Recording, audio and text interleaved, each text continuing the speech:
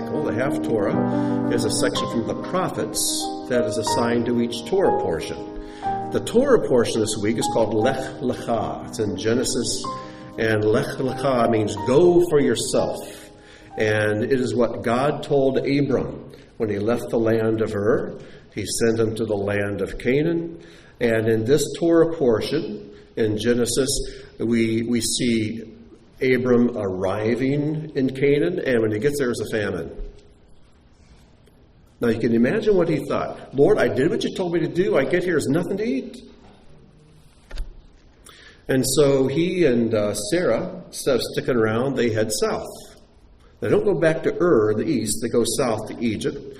And you know, that turned out. Abram had Sarah tell people that she was his sister, which was not a lie exactly, because according to Hebraic thinking, since she was a relation, it was okay to call her his sister, but he failed to tell people she was also his wife.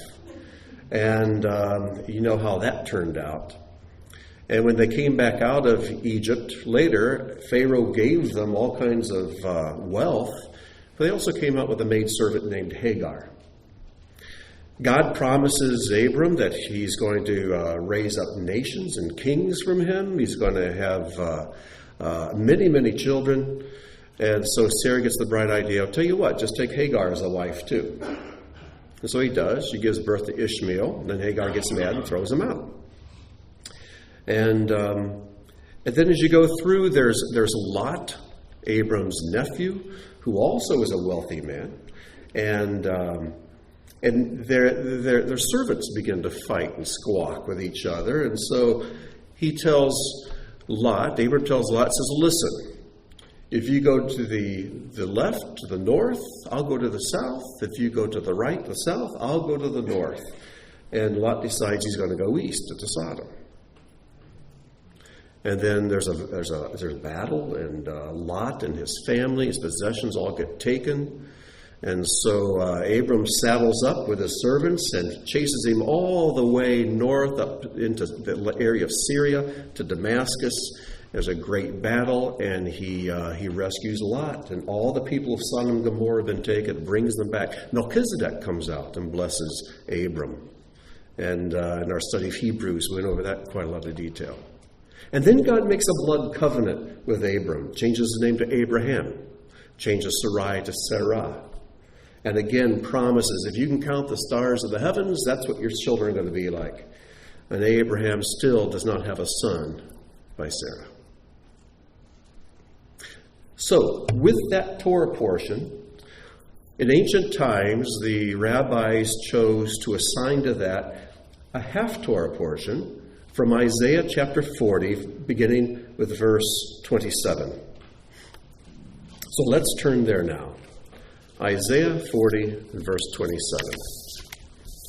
And here's the great question. God asks Israel and says, why do you say, O Jacob?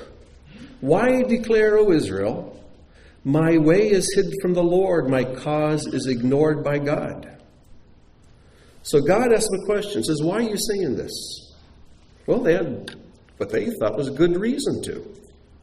You have to understand that when Isaiah wrote this, when God inspired Isaiah to write this, Israel was in captivity in Babylon. Most of Israel had been captured and taken to Babylon by Nebuchadnezzar. Some of Israel remained in Israel and in the area of Jerusalem.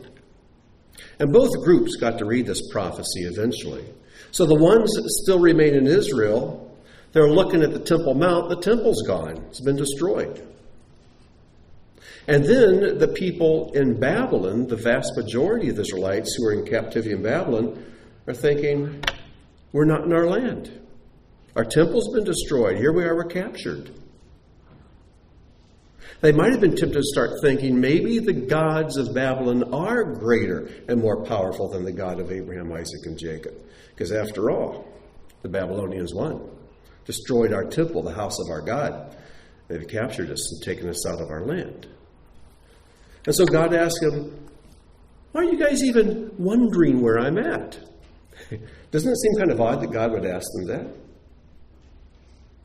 But he's rebuking them, saying, why are you even questioning where I'm at? I think if they would stop to think, they would realize God prophesied this exact thing would happen if they began to drift from his Torah. And they had drifted from his Torah. And then what God prophesied would happen, happened. If anything, their captivity and their difficulties should be proof that God is faithful to his covenant. But he says, why do you say, O Jacob, and declare, O Israel, my way is hid from the Lord. My cause is ignored by my God. Don't you sometimes say that? I think the most discouraging thing in my life is when a brother or sister who's been a faithful believer hits a difficult time and they throw up their hands and says, well, I prayed and that didn't work. Where's God? It didn't work for me. If you've ever done that, ever said that aloud to people around you, I hope and pray that you'll go back and ask their forgiveness later when you get an answer to that question. Because that's so discouraging. We all go through difficult times. These are called tests. God promises our faith will be tested. He promises that. So why are you surprised when it is? And then it goes on to the next verse. It says, don't you know? Halo yadata, yada, don't you know? And imlo shamata, have you not heard? Adonai is God from of old, creator of the earth from end to end. He never grows faint or weary. Those three phrases, I think, are interesting. The Lord is God from of old, from ancient times, from olam. So he's a God who transcends time. He's creator of the earth from end to end. He's a God who transcends space. He never grows faint or weary. He is a God who transcends all power and energy. You see, time, space, and energy addressed there, and God is beyond, far beyond all of them. And I'm getting thumbs up back there. That means I'm doing a really good job teaching, right? It means that the router is on and we can go to use the iPad. Okay, everybody just hold on. Okay, I'm still not connected. Nope. They've changed the password again, apparently. Sorry. Thanks for trying. We'll just go on without. But all of the visuals that I was going to use here will be on the internet by tomorrow morning, and so you can look at them then. Because they're really awesome. You'll love them. They're great. All right. Now, this phrase, faint and weary, he never grows faint or weary. That phrase, faint and weary, is repeated 3 times in here. That's the first time you find it. And if we had the visuals, you'd see that the words for this are ya'af and yaga. They are very similar, 3-letter words. Ya'af means faint, and yaga means weary. And ya'af comes from the word for nose. It refers to breath. You know how you can get out of breath, but physically you're still strong, right? But you're out of breath. You got to catch your breath again. Ya'af refers to the loss of breath. Yaga means loss of strength. There are 2 different kinds of weaknesses. One is a picture of the spiritual, because breath is when you take in something that's invisible. The air and breath are always a picture of the spiritual. A little later, it's going to talk about how we can bear up on wings as eagles. What holds up the eagle up in the sky? The air does, something invisible. When God breathed into Adam's nostrils the neshama of life, he breathed into his off, something invisible. And Yeshua says, you know, the wind blows and you don't know where it comes from or where it goes. As such is everyone who is born of the Spirit. In other words, they are operating according to something that's invisible, that can't be measured, something unseen. And so we can become faint. We become weak spiritually, though physically we're fine. There are other times we can become very weak physically, worn down in the physical realm, and spiritually be fine. But here it's talking about both. And it says, he, God, never grows ya'af v'yaga, faint or weary. It says, his understanding cannot be fathomed. He gives strength to the faint. Now here, faint is used just by itself. Fresh vigor to the spent. Youths may grow ya'af and yaga, faint and weary. And young men may stumble and fall. But they who wait upon the Lord shall renew their strength. They shall go up winged as eagles. They shall run, not grow weary. They shall march and not grow faint. There's weary and faint again. God never grows weary or faint. Young men who are full of strength and vigor, they can grow weary and faint. But if you wait upon the Lord, in other words, waiting upon the Lord means I can't see him. He's not here yet. I really need him to show up. When's he going to come? I can tell you when God will show up. At the very last second, that's when he shows up.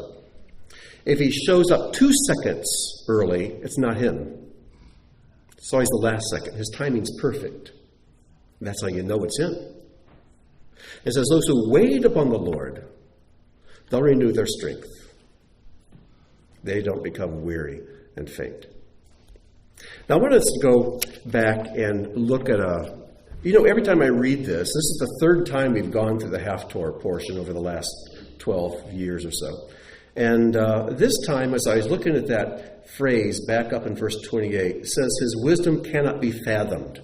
Better way to put it is his understanding is unsearchable. The word there is for his understanding, which is a combination of wisdom and knowledge. When you take wisdom and knowledge in Hebraic thought and put them together, the word that comes out is binah, understanding. It says God's understanding cannot be measured. It's unfathomable. And or unsearchable is another way to translate it. In Hebrew, it's 2 words. That word unsearchable, which is the one I like best, is ein cheker. Ein cheker. Ein means no or not or no way or cannot be. And cheker is an interesting word, which means to search diligently into something, to try to fathom something, to try to measure something so you can kind of define it and put your arms around it. One of the first places it's found is in Deuteronomy 13:14, when judges are about to try a capital case. The judges are commanded, then you shall investigate and cheker, make search, and ask diligently. But one of my favorites is in Psalm 95:4, where it says, in his hand are and here it turns cheker into a noun. It's the mechekri. His hands are the depths of the earth. The heights of the mountains are his also. In other words, when you try to grasp with your mind God's mind, you're fighting a losing battle. It can't be done. It can't be measured. It's immeasurable. It's unsearchable. Now this phrase, ein cheker, is found 4 times in the Tanakh. 4 times in the Hebrew Scriptures. And each one of them is very instructive for us because it's used in 4 very distinct and different ways. And I think it can help us with our faith if we understand what things are unsearchable. Doesn't mean we don't try to search them, but realize it's going to be futile. Now, it's okay to try to measure something that's immeasurable. It makes you feel small. It helps humble us.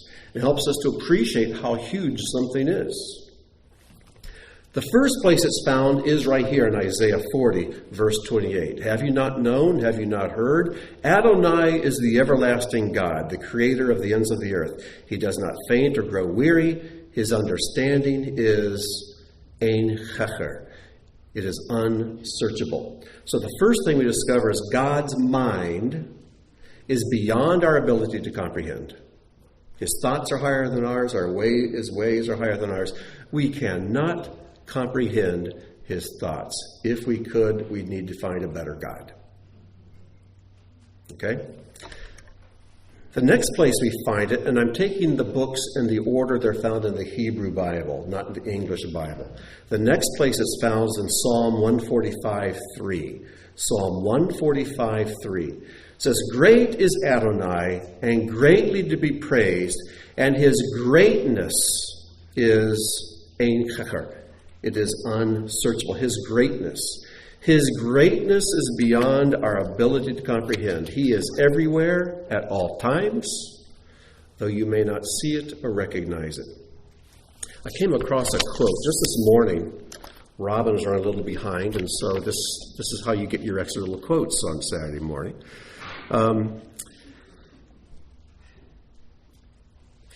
This is it. And we don't know who wrote this originally. It's anonymous. But listen to what it says. Were God to fill the universe could not exist. And were God not to fill the universe could not exist.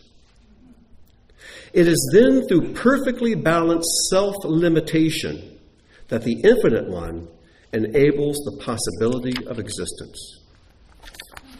You know, the scriptures tell us that the whole world is filled with his glory. Can you see it? I think we should try to see it. It's around us all the time. If only we had eyes to see it. So on the one hand, he fills the universe, but on the other hand, it's like, God, where are you?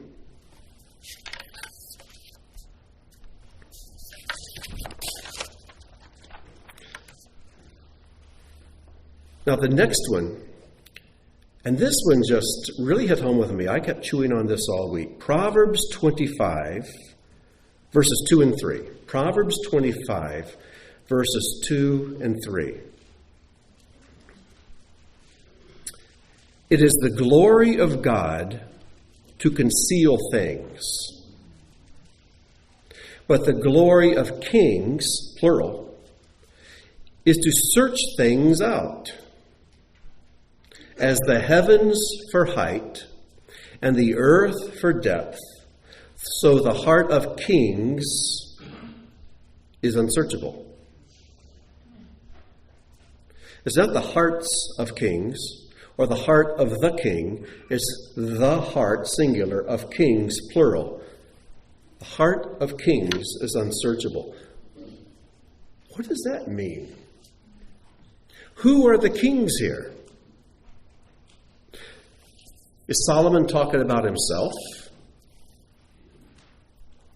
I think he's including himself in the group, but he's not limiting it to himself. And why did he include this proverb? Because when you open the book of Proverbs, in the first chapter, the opening verses, it tells us who the book is for. It says, the Proverbs of Solomon, son of David, king of Israel. Here's the purpose: to know wisdom and instruction, to understand words of insight, to receive instruction in wise dealing, in righteousness, justice, and equity, to give prudence to the simple. That's me, okay? Prudence to the ones who aren't so bright. And then it goes on and says, and knowledge and discretion to the youth, to the young. Solomon wrote his Proverbs for the likes of us who may be kind of simple-minded and immature, to bring us to a place of wisdom and maturity. But this particular proverb was not included in the original set of Proverbs that Solomon published, so to speak. Could back up a verse, Proverbs 25, verse 1. What does it say? Proverbs 25:1 says, now this is towards the end of the book, okay? There are 31 chapters in Proverbs, so 24 have been arranged and set forth and written down by Solomon. But when it gets to chapter 25, the first verse, it says this, these also are Proverbs of Solomon, which the men of Hezekiah, king of Judah, transcribed. In other words, sometime after Solomon's death, years later, the men of Hezekiah, the scribes of Hezekiah, went through all of Solomon's writings, and can you imagine the treasure trove they went through? They found all these proverbs that had not been included in the original book of Proverbs. And this is one of them. So, the book of Proverbs was written to the simple, to the immature. But Solomon also wrote this one, which he didn't include in the book, but later on, the servants of Hezekiah added in. But they put, no, this is what we collected and found, and we've added in here of Solomon's writings. So what was Solomon thinking about? Who are the kings? Now, we've already seen that God's mind is unsearchable, that God's greatness is unsearchable.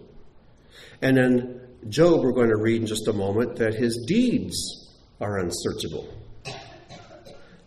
Who are these kings whose heart is also unsearchable? I don't know if I can put this into words very well, but God has made us in his image. How do you make an image of something that is eternal and limitless? How do you do that? Well, only a God whose understanding is also limitless could do such a thing. So he made us. And he's created something in our heart that is unsearchable, that corresponds to him, whose deeds and greatness and understanding are unsearchable. But he hasn't given it to everybody, or if he has, not everybody is tapping into this unsearchable thing within ourselves. Who are the ones whose hearts are unsearchable? Who are the ones who have a heart that is as limitless as God's understanding, his greatness, and his deeds? At least to some degree, to the point to where we cannot even understand it.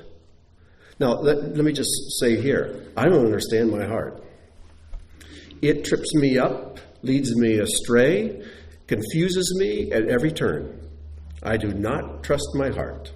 And whenever you hear some song or some pop philosopher saying, just follow your heart, well, that's what Hitler did, and Saddam Hussein, and every other dictator and moron and addict has done on earth. Followed their heart.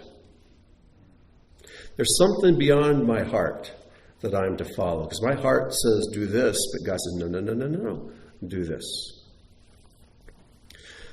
Who are the kings? Here's what I think. And I invite you to think this as well, or to explore this as well, to search it out. By the way, it says it is the glory of God to conceal things, but the glory of kings is to heker. There's the word heker again, to search out. And then at the end it says, and the king of the heart is ein heker. It is unsearchable. Who are the kings? I think the kings are men and women who want their hearts, which are created by God, to align with his heart. And they realize that our invisible God, as great and wonderful and powerful as he is, has hidden the clues to himself in this world, and especially in his word.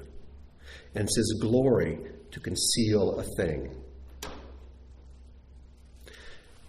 And when your heart is so hungry for him, your heart begins to search out the things he has concealed.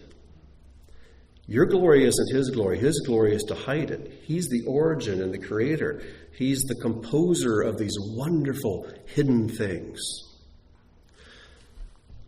But we can begin to search out these things so our hearts search out what is in his heart.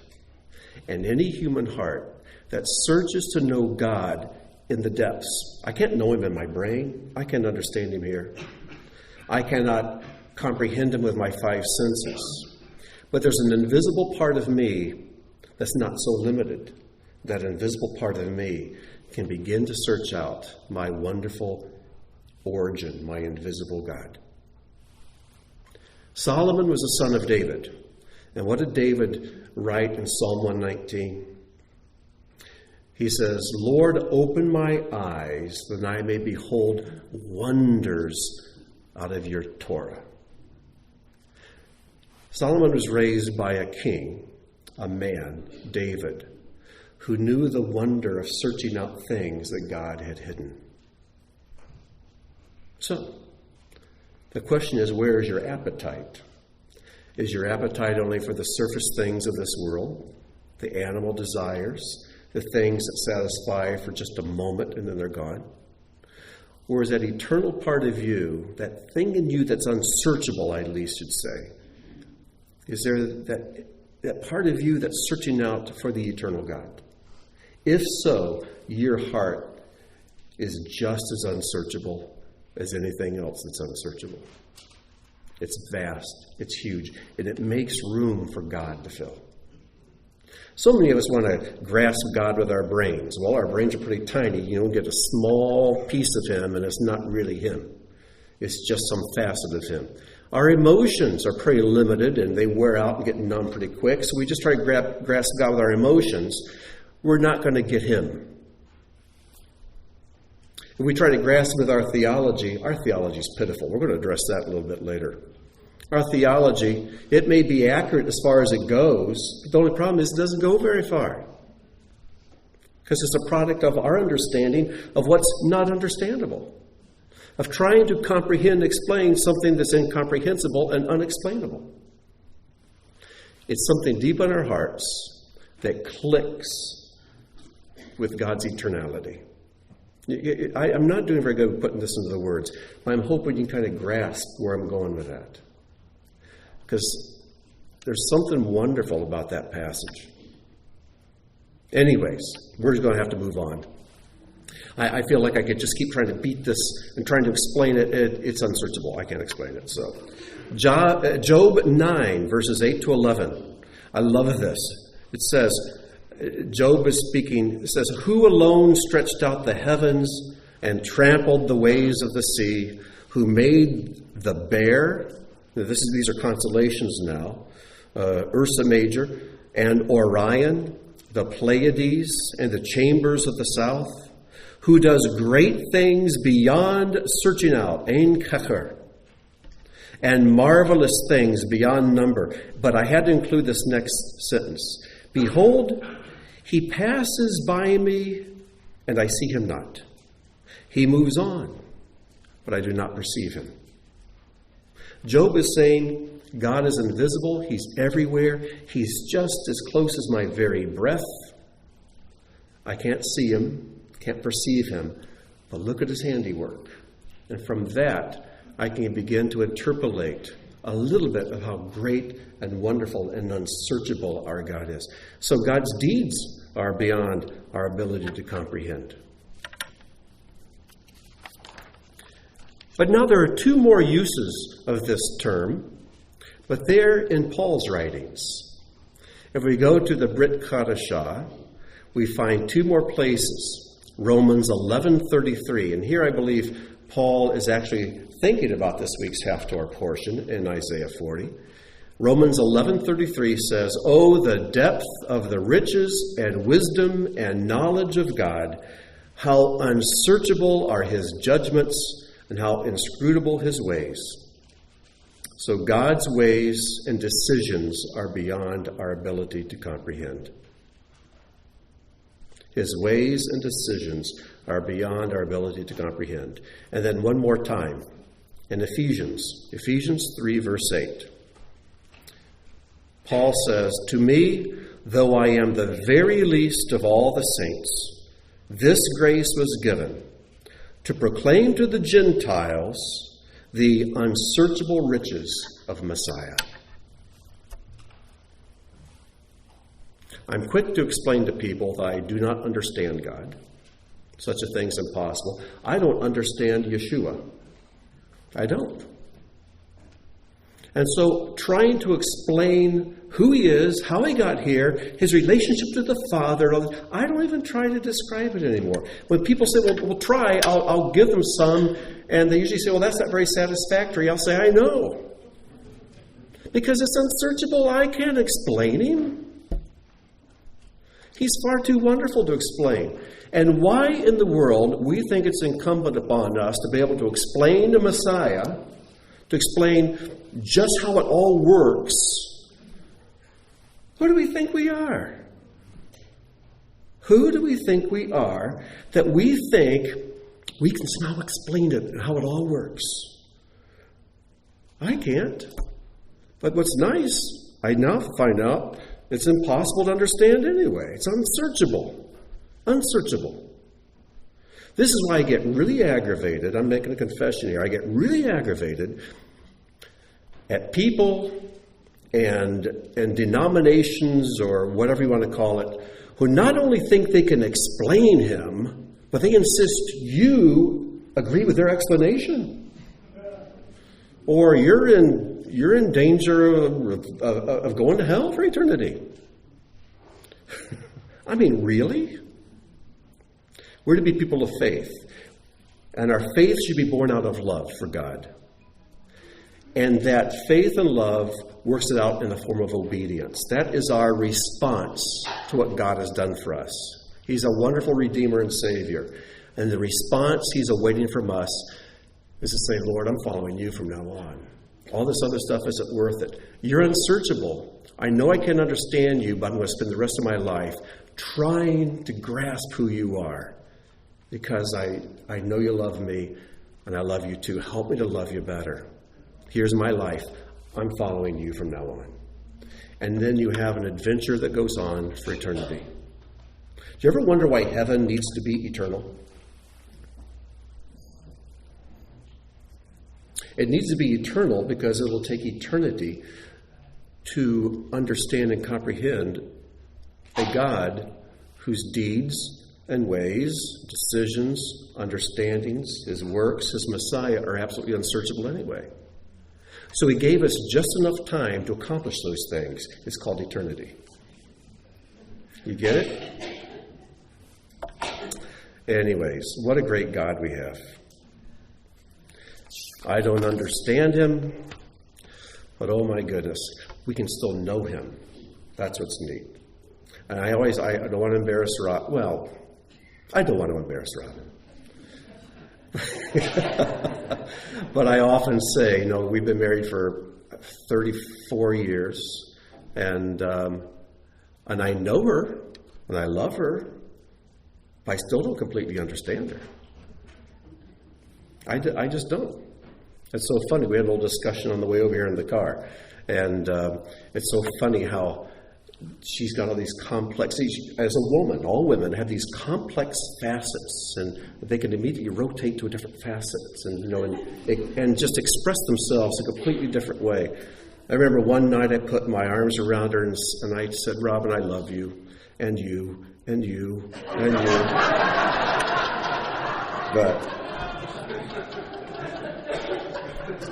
But anyways, I guess I embarrassed her. I'm sorry. I did. But anyways, Ein Checher, his understanding is immeasurable. It's unsearchable. Cannot be fathomed.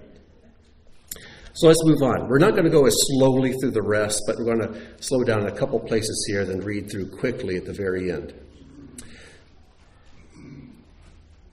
And of course, we know this next couple of verses so well.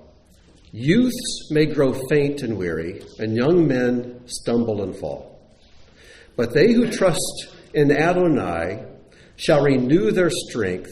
They shall go up winged as eagles. The terminology used here is basically they grow new wings.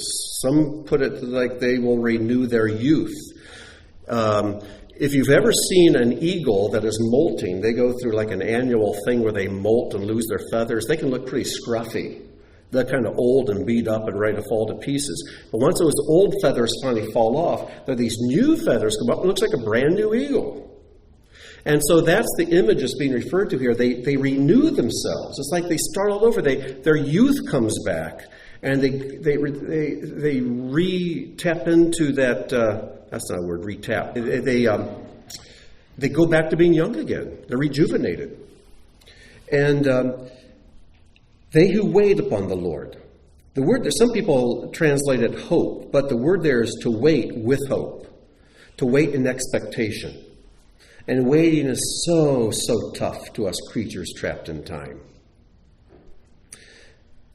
It says, they shall run and not grow weary. They shall march and not grow faint. May I suggest that there is a lot in I don't know what else we're used. I don't use the word religion, but in Christianity, Judaism, whatever faith community or convictions you operate under, there's a lot of running and marching. And some people do it very, very well. But then God says, but there's a much better way. It's called flying, soaring. I want you to think for a moment. There's a time to run. There's a time to march. But our natural state of being should be soaring. See, when I walk, my feet are hitting the ground. My muscles and bones are all working. And, we march, we walk, we run. We understand. It's very mechanical, very physical. But then when you look up and you see, and around our house you have a lot of hawks. You look up and see a hawk. These huge, beautiful birds. They're just stretched out there. They're at rest. And yet they're making more progress than any runner or marcher or walker could ever make. And they're doing it effortlessly. Some birds can stay aloft for weeks and months at a time. They just drop down to get some food or catch something in the air and just keep on going. Because they're borne up by something invisible, an invisible power. And as a result, they're at total rest. Yet I know people, you could call them believers, but their belief is very limited. And they're used to walking, they're good at it, and marching and running, and they are great, they're in great condition. But they see someone who's at rest. It seems like they're not doing anything, but they're really making the distance. They'll say, well, I don't believe it. I don't believe it's actually flying. I believe if I look close enough, I'd see little tiny skinny legs coming down to the earth. They're really running along. I don't believe it. I can't see it. I can't see what makes it work, so it can't be real. And they deny the evidence of their own eyes when they encounter someone who seems totally at rest and at calm and at peace and at ease. And so much is accomplished in their lives. That's the person I want to be. But that comes by waiting upon the Lord. In other words, you have to practice being still here until you mount up on wings. You can be still and at rest up there. Now, I'm not talking about death. I'm talking about in this life. Living a life that is based upon the spiritual, not just the mechanical. Now, eventually that eagle has to land and do things, but after a while it's back up again. Down here on the ground is what it does temporarily once in a while. But up there, that's its element. That's the way it should be for us. That's the way it needs to be for us. And you notice he's talking about the young men, the immature. These are the walkers, the runners, the marchers. But we, old people, have been walking with the Lord a long time. We should be making distance so much faster than the young men, young women, and yet be at rest. That's what we should be as a mature believer. And so that's my goal for me. Well, let's move on. Chapter 41, stand silent before me, coastlands. Now, why does it say this, coastlands? Well, remember where the people are when this is written. They're in Babylon. And in Babylonian thinking, Babylon was the center of the world. And the furthest you could get away from Babylon was to the coast. Okay? So it's almost like here we are in the center of the world in Babylon. It's not home, but here we are. But God is speaking even in their midst and saying all the way out to the coastlands. It says, be silent before me, coastlands. Let nations renew their strength. Let them approach to state their case. Let us come forward together for argument. Here God is not just speaking now to Israel. He's speaking to all the nations. And this is what he says. Who has roused a victor, or yours may say a righteous one, or a champion. Translators wrestle with this word. The word there is zedek, which is very similar to zadik, a righteous one. But it's often translated a victor, a champion, an overcomer. Who has roused a victor from the east. The question is, who is the victor? Well, in the Targum, and if we had our slides working this morning, I would show you what the Hebrew has in the Targum. The Targum is the Aramaic translation of the Hebrew Scriptures. And in the Targum, it starts like this. I don't read Aramaic. It's in Hebrew letters, but it goes like this. Man aiti bigali mimadancha Avraham. What's that last word? Avraham. Abraham. They put Abraham's name right in there because the ancient translators from Hebrew to Aramaic believed that the victor was Abraham. And now you begin to see the connection to this week's Torah portion. So let's just go ahead and put Abraham in there. Who has roused Abraham from where? From the east. Now think of the encouragement this was. Where are the people now that this prophecy is being written to? In Babylon. Where did Abram come from? Babylon. God has encouraged him to say, listen, just as I raised an overcomer from Babylon, I'm going to bring you out as well. Who has roused Abraham from the east, summoned him to his service, has delivered up nations to him, and trodden sovereigns down, has rendered their swords like dust, their bows like wind-blown straw. He pursues them. He goes unscathed. No shackle is placed on his feet. What's this a reference to? It's the battle where Abram and his men go off and they fight the kings that have taken the people of Sodom, and they've taken Lot and his family and all their possessions. And Abram, he's no warrior. You know, he's a herdsman. He saddles up, takes his servants as shepherds. They take their swords, their equipment, and they chase a trained army with these kings leading them and defeat them. He pursues them. He goes unscathed. No shackle is placed on his feet. Who has wrought and achieved this? He who announced the generations from the start. What does that mean? In this week's Torah portion, God promises Abraham that he'll raise up children like the sand of the sea, children like the stars of the heavens. He names the generations before they're born. He even tells Abram when he makes the covenant between the pieces, the blood covenant, he says, your descendants will be slaves in another country. He tells them how many years that will be. He says, but I'll bring them out. They went down 70 souls. They came out, we think, maybe a couple million. So he names the generations before they're even born. Who does this? He goes on, says, I, Adonai, who was first and will be with the last as well. I know a certain person in this congregation who shall remain unnamed, that when she reads a book, she goes to the last chapter and reads it first. Can you imagine? That's a crime. There should be a law against that. And if she likes the end, she'll go back and read the beginning. We all like the beginning of a book because it's designed to catch our interest. And we love the end because we know the end's going to be a happily ever after. It's that middle part that's real squishy. And for us, we all live in the middle. That's where we all live. This is where we spend our lives, in the middle of the story. So whatever you're going through in your life right now that's uncomfortable, you're in that squishy middle part. But God tells us what the end is. And as wonderful as the beginning is, the end is better. All right? So. Now watch carefully what I'm about to do. Verse 5.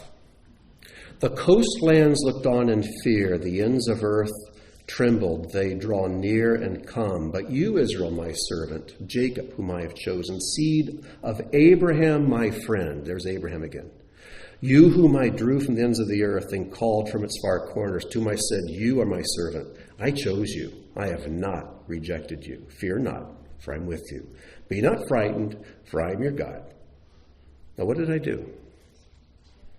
I skipped 2 verses, didn't I?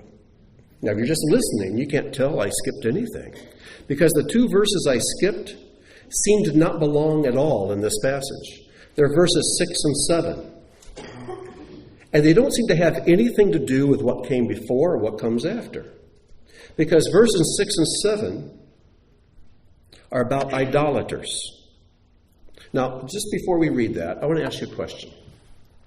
What if you got a brochure or you're talking with a friend, they say, you've got to come visit my church or my Messianic synagogue, or you've got to come. Well, tell me about it. What's it like? And they said, listen, the people are unified. There's complete unity among the people. And the people serve one another. They work hard for one another. They exhort one another to be strong. They encourage and cooperate with one another. They have training and they do discipleship. And the experienced teach the inexperienced. And there's so many accomplishments, and there's permanence. This place has been going a long time, and it's sticking to things. Wouldn't you want to try it out? Now, you probably know there's kind of a trick coming with this, because all those things I named come out of these two verses describing idolaters. Look what it says.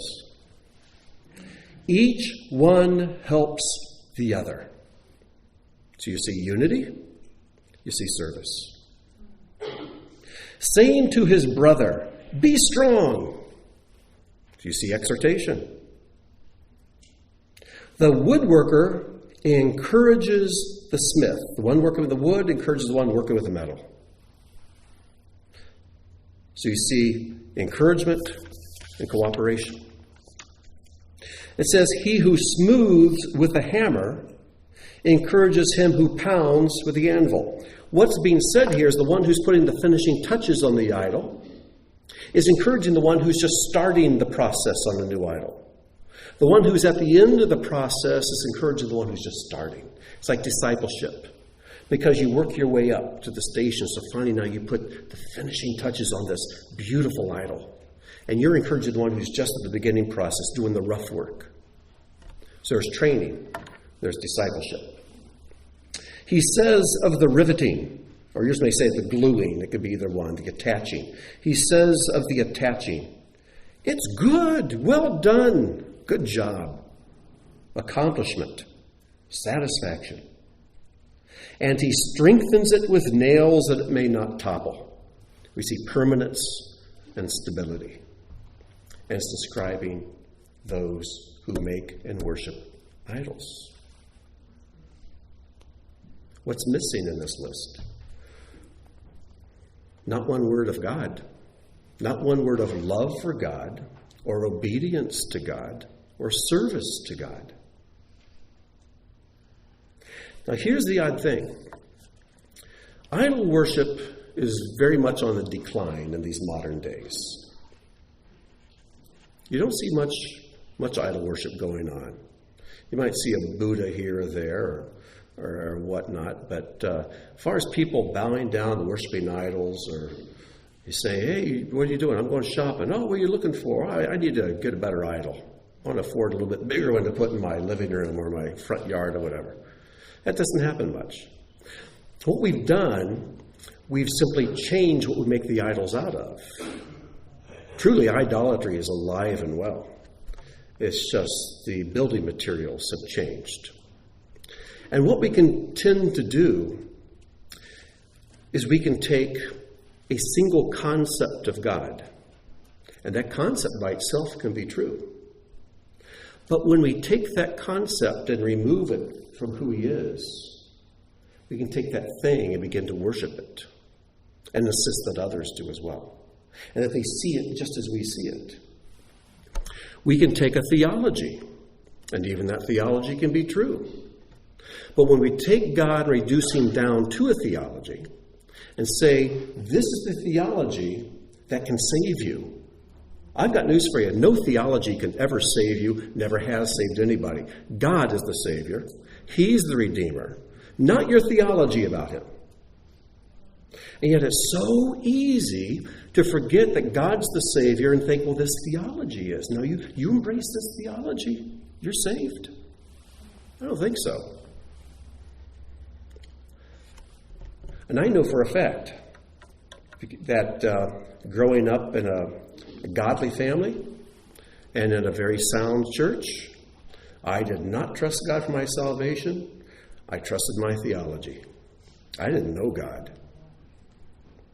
And I've shared with you before, most of you have heard this, that I went through a navigator series. I memorized verses. I learned how to share the 4 spiritual laws. I don't think anybody uses the 4 spiritual laws anymore. I don't know what booklet or what is used now, what's popular to share the gospel, but I was very well trained in that. And into my freshman year of college, made good friends with a son of a pastor in Canton. And through that first year of college, we got to be good buddies. And right at the end of the year, he says, Grant, he starts talking about theology and God and salvation, this and that. He says, how does a person go to heaven? And I said, oh, well, you don't know Calvin? Here, let me tell you. So I went through the 4 spiritual laws and led him into prayer and whatnot. And didn't see him all summer, but then that fall we came back. I saw Calvin, and he had been transformed. Absolutely, totally transformed. I said, what happened to you? He says, don't you know? You led me to the Lord back in the spring. He just changed my life. So that night, Calvin led me to the Lord. You know, in that spring I shared the gospel, I was just Balaam's donkey. I was just a mouth making words.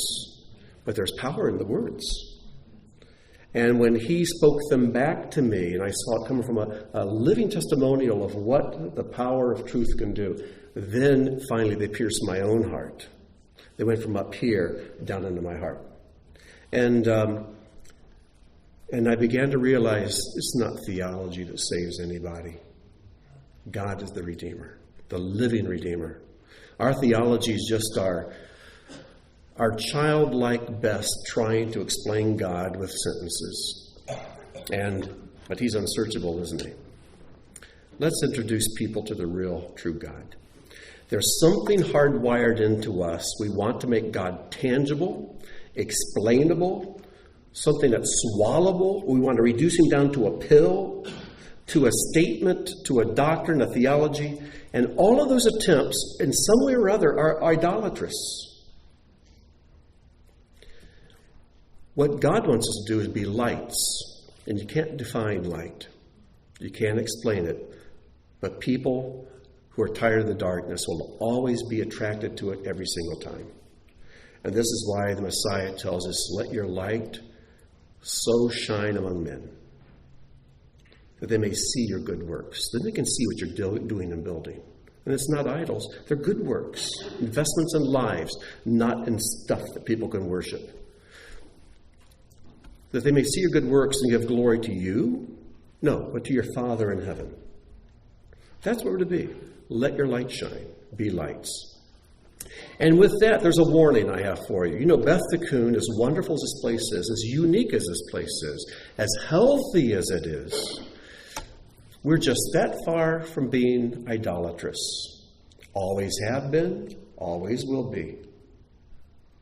Because there's a little tiny switch in our souls we can flip. And instantly we go from being a healthy believer who loves God with all our heart and soul and strength, and who loves our neighbor as ourself, to one who instead becomes an ambassador for Beth Tikkun instead of for him. You see what I'm saying? One who wants to serve the machine instead of serving him. Feed the beast, feed the machine, keep it running. This is why we have no programs here. We really don't have much going for us at all, honestly. We try to keep it as simple and reduced to just the basic things, because there's not much here for you to have to pour your energy into. And we've had a number of people who started coming and says, listen, I'm here to serve. What do you want me to do? I said, we don't have anything for you to do. Serve your family, serve your spouse, serve your community, your kids, your people at your work. Go out there. You got 6 days to do your work. Go out there and serve them. We'll come back here. We'll feed again. We'll pray together. We'll fellowship. We'll we'll set this day aside for God, and then go out for 6 days and just pour out your energies into the people around you. Don't pour it in here. You follow? But we're just that far, individually and as a group, from turning this into an idol. We have to be very careful we don't do that. Men, I see your hand up. I used to be an idol worshiper. Yes, let me introduce Mim for a moment, for those who don't know you. Mim is my sister-in-law. She was born and raised in Thailand. You were a Buddhist for many years growing up. 15 years. For 15 years, yeah. And so idols were everywhere in in that culture. So go ahead. And it's by the grace of God that He changed me. I know that He still has so much work to do. But I was running into a lady like a few weeks ago. Yeah. She said she heard about how she was retired. And this is an American friend that talked to me. She said she heard about the life that God had changed me. And she asked, what church do you go to? And I said, I read the Bible. That's what makes a person grow. It's not about church. Yeah. So That's wonderful. that's what it is. So then say a lady asked her, what church you go to, as to how her life got changed. She says, I read the Bible. Goes back to light again, because after all, His Word is what? A lamp to our feet, a light to our path. Light is the thing that changes us, and that light, it's an intangible thing that emanates from Him. It's God is light. It's who He is. So, well, the clock on the wall says I need to pick up the pace. So that's exactly what we're going to do. You know, this passage in Isaiah began with addressing the discouragement of the Israelites. Why do you say, O Jacob, why declare, O Israel, my way is hid from the Lord, my cause is ignored by my God? Well, here is the answer. This is the encouragement. Everything that's gone before is to get us to this point. So let's pick it up with Isaiah 41, verse 8. And listen to what God says to the people who think He's abandoned them, that He's forgotten about them. This is what He says. But you, Israel, my servant, Jacob, whom I have chosen, seed of Abraham, my friend, you whom I drew from the ends of the earth and called from its far corners, to whom I said, you are my servant, I chose you, I have not rejected you. Fear not, for I am with you. Be not frightened, for I am your God. I strengthen you, and I help you. I uphold you with my righteous right hand. Now, all these things that He's mentioned that He's done are all invisible things that they were unaware of. They'd forgotten. They were unaware. But God was still doing these things without them noticing. Verse 11, shamed and chagrined shall be all who contend with you. They who strive with you shall become as nothing and shall perish. For you may seek, but shall not find those who struggle with you. Less than nothing shall be the men who battle against you. All those things that are making your life miserable right now, those emotions, those feelings, those attacks, and God may be using people, sometimes brothers and sisters, all those things that you point to and say, this is the source of my misery. God says there's a day you're going to be looking for them and you can't find them. Where'd they go? Because He dealt with them. For I am Adonai, your God, who grasped your right hand. The right is the what? The spiritual. Who grasped your right hand, who say to you, have no fear, I will be your help. Fear not, O worm, Jacob, O men of Israel. Now, this is the second or third time, I have to mention this, where God has addressed Jacob and Israel. Now, remember, Jacob and Israel are the same person. He was born Jacob, and then when he wrestled with God, his name is changed to Israel. Jacob means heel, Israel, prince of God. Whenever you see these names put together like this, Jacob refers to the physical and the lowly and the exterior. Israel refers to the interior, the spiritual, and the elevated. You see that at the opening of our passage. You see it again here. So what does he say? Fear not, O worm, Jacob. In the physical realm, how has Israel, the nation of Israel, been treated? Like a worm. But then it says, O men of Israel, I will help you. That word for worm, though, is a very special word. It's the word tola'at. Tola'at. In Psalm 22, which describes the crucifixion 1,000 years before crucifixion was invented, you see Messiah and you hear him say, I am a worm, a tola'at, and no man. But this worm, this tola'at, was a very special kind of worm, because it was a worm from which they got the red dye in the making of the tabernacle. In Exodus 25:4, it says, blue and purple and tola'at shani, scarlet yarns and fine twined goat's hair. This is what they were to make the tabernacle from. It may be a worm, but it's that red, it's that scarlet that was an important, vital part of the tabernacle. So, fear not, O worm, Jacob, O men of Israel, I will help you. I, your Redeemer, the Holy One of Israel, I will make of you a threshing board, a new thresher with many spikes. You shall thresh mountains to dust and make hills like chaff. You shall winnow them, and the wind shall carry them off. The whirlwind shall scatter them, but you shall rejoice in Adonai and glory in the Holy One of Israel. You take that last phrase and put it right beside the very first phrase that our passage started with. It says, people are whining, where are you, God? We need you. You're nowhere around. Have you forgotten us? Have you rejected us? And then you come down to this, you'll rejoice in Adonai. You'll glory in the Holy One of Israel. See, if you have that information, can you wait upon him?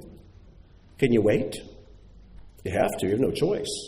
You can either fret and worry and fuss and try to fix all the mess and just make it worse, or you can wait upon the Lord for him to bring this about. And if you do, you'll mount up on wings as eagles. You'll renew your strength. So, what are you going to do? Are you going to worry, or are you going to wait and hope? Are you going to try to fix it all in your own pitiful efforts, or are you going to wait in faith for God to come through and do it the right way? Dan, we're going to give you the last word. Is that the same scarlet thread that is thrown into the sacrifice? I believe so. The question is the same scarlet that's in the thread that's thrown in the sacrifice, or for the red heifer and for doing the purification of a leper. There are a few different words for red, like the red heifer is the para aduma from Edom, Adam, which is red. But the scarlet thread, I'm almost positive, is tola'at. So we can check that out. So that's a good question. All right, well, let's close in prayer. Father, thank you so much for this wonderful, this powerful, this amazing passage of Scripture. And Lord, we've barely scratched the surface of it.